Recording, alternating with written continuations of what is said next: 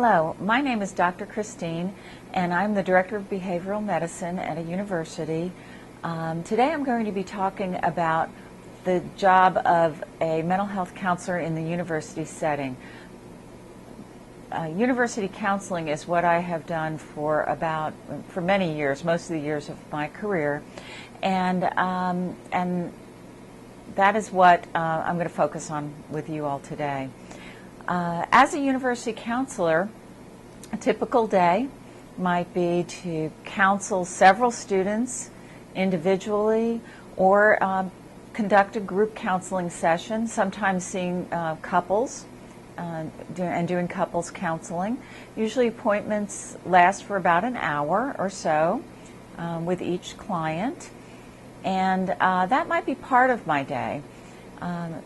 Other parts of my day might include going to committees, serving on committees, going to meetings, having staff meetings, being asked to teach as a guest teacher or lecturer for a class, conducting workshops, trainings, perhaps even staying later in the evenings and doing a program in the residence halls on various issues related to mental health or the kinds of problems students encounter throughout their years at the university. The hours for a position as a university counselor are your pretty typical 40-hour work week, 5 days a week. But the exception is that you may be asked to be on call routinely, rotating a pager or a cell phone, where you would respond to emergencies as they occur throughout the evening or in a 24-hour period or throughout a week or a month.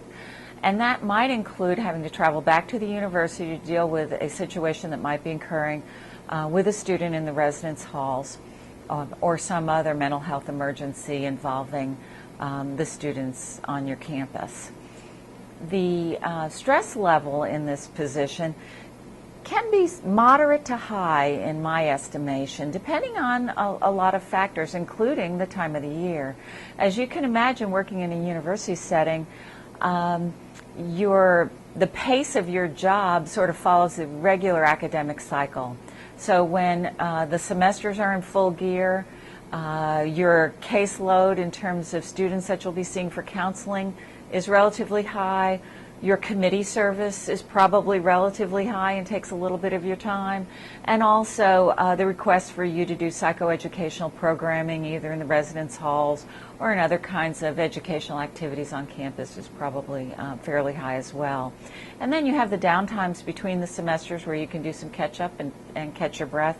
And the summer times are usually a little bit slower, even though summer classes may be in session as well. So you have sort of that rolling stress level according to the academic year. The first thing you'd have to do is, of course, get your undergraduate degree, and that does not necessarily have to be in psychology or sociology. As long as you're a good student and a good candidate for getting into a graduate program in counseling, then you could be able to be competitive enough to get into the master's program in counselor education and pursue that master's degree. In the master's degree, you'll have a practicum class typically where you start to get experience counseling with clients in a limited capacity, and then you'll move on to an internship that lasts either one semester or a full year, where you'll see clients more regularly under supervision and really get to use the skills that you learned through the academic coursework that you have taken up until that point to become an effective counselor.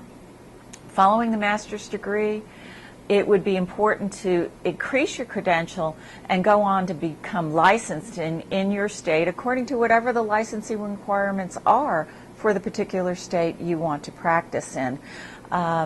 Most counseling licenses are either called licensed professional counselor or licensed mental health counselors, and it requires several hours of supervised counseling experience typically 2,000 to 3,000 hours of counseling under the supervision of someone who is already licensed in the field and can provide you with the additional training and guidance you need above the master's degree to become a competent and effective mental health counselor.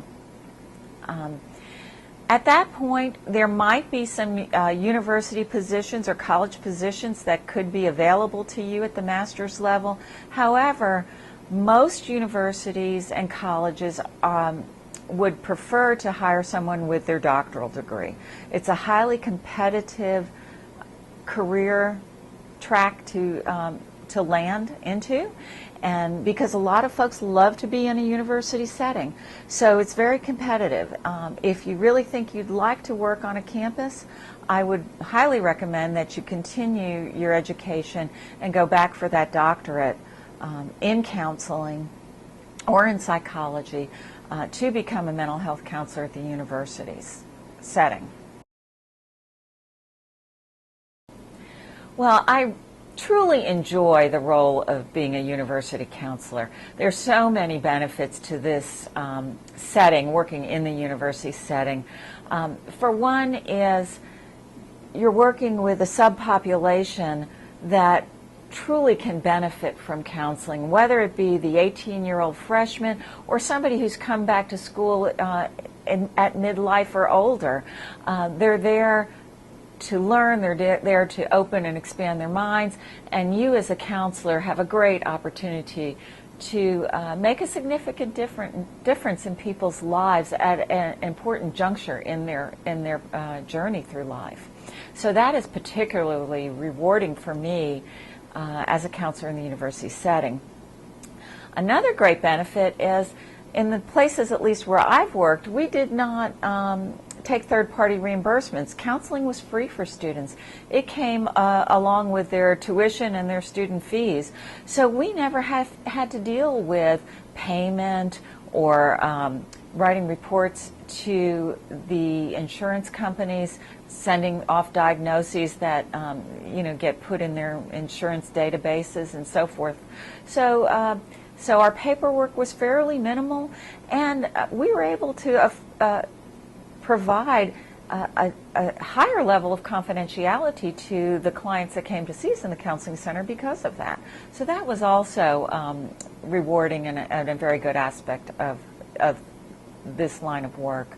In addition, having a lot of variety in your day and in your job and being surrounded by a lot of colleagues, whether they be other counseling center professionals or other faculty members or staff throughout the entire university, made for a very rich professional life and professional experience. I couldn't really think of too many downsides to being a university counselor. I guess one of the things I could say is that the salary is probably not as high as what you would make if you were successful in private practice.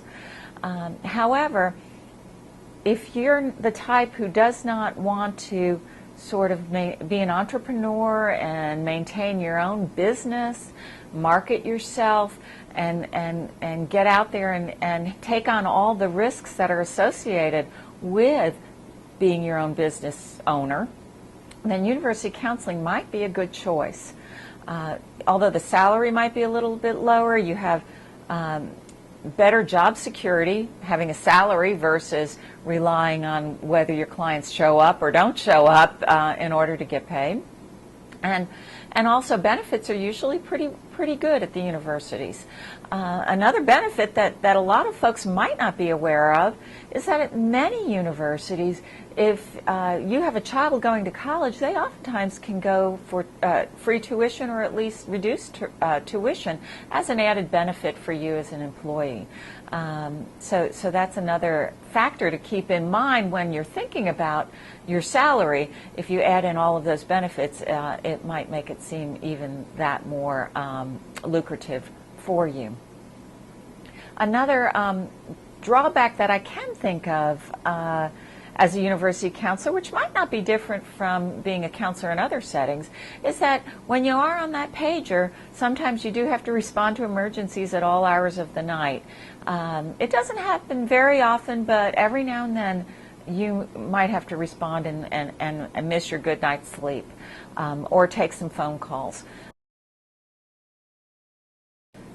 For people who think they might like to be in a university setting as a mental health counselor, I think my advice to you would be to first do as well as you can as an undergraduate, get good grades, apply to the master's program or the doctoral program that programs that you'd like to go to, a clinical counseling program or counseling psych program.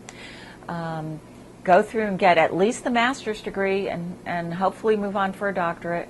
Absolutely get licensed in your state. And try to get as much experience as you possibly can. Target your internships to be at university counseling centers. Maybe do experience at a couple of different universities in a couple of different internships to get exposure to how a couple of different universities handle their counseling programs for how they serve their students.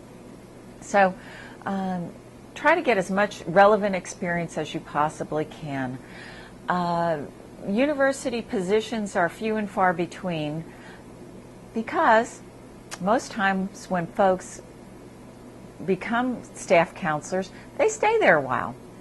They're good positions, very rewarding positions, and you're not going to get as much turnover in a university setting. So be on the lookout for the positions that are open when they're open, and really prepare and do the best you can to be competitive for those positions when they do come up. Another recommendation that I would have would be at some time in your life, either while you're an undergraduate or during graduate school, seek out the services of a counselor. If you're at the university, chances are counseling would be free, and it'd be a wonderful time to take advantage of that opportunity without having to pay any money for it. Go to counseling for some personal growth, or even just for some career exploration. And it's important to do that so you know what it's like to be a client talking with a counselor.